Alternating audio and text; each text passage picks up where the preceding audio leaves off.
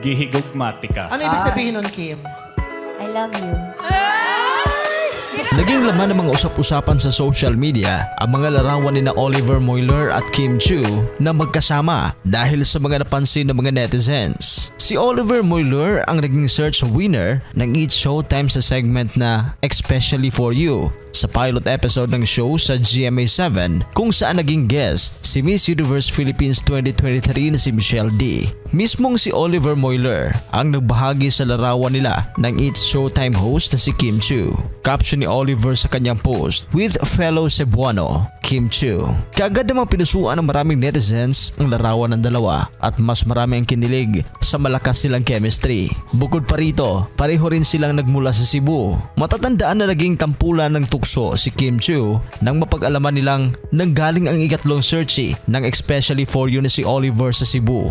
Nalagay pa sa hot seat si Kim Chiu nang ipasalin sa kanya ni Vice Ganda ang sinasabing Bisaya word ni Oliver Moyler na gihigugmatika. Agad naman itong isinali ni Kim Chiu at sinabing I love you. Agad namang napansin ni Vice Ganda ang lambing ng boses si Kim Chiu habang sinasabi ang katagang ito. Bukod pa rito, nagkasama rin ni Oliver Moyler si Kim Chiu sa dressing room ng Eat Showtime kasama ang iba pang host ng show. Nang tingnan naman ng mga netizens ang social media account ni Oliver Moyler, makikita naka-follow naman ito sa social media account ni Kim Chiu. Ayon naman sa ilang mga netizens, kung sakaling hindi mag-work ang date ni na Oliver Moyler at Michelle D, ay maaaring sina Kim Chiu naman at Oliver ang mag-date. At dagdag pa ng ilang mga netizens, mas bagay umano si Oliver at Kim Chiu kumpara kay Oliver at Michelle D. Sino ba ang mas bagay? I love you.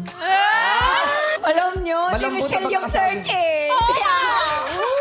Palit na ba tayo? Siya searcher. Well, sa mga hindi pa nakakakilala kay Oliver, Pilipina ang nanay niya at German naman ang kanyang ama. Si Oliver ay isang abogado. Nagsimula si Oliver na mag-practice ng law noong 2017 kung kailan din siya pumasa sa bar exam. Si Oliver ay nagtatrabaho sa isang law firm sa Cebu City. Abogado siya ng specialization ay isang corporate law at labor law. Natapos naman niya ang kanyang Master of International Law sa University of Queensland sa bansang Australia noong 2019. Isa rin siyang gym buff at mahilig sa sports tulad ng swimming, running, basketball at bodybuilding.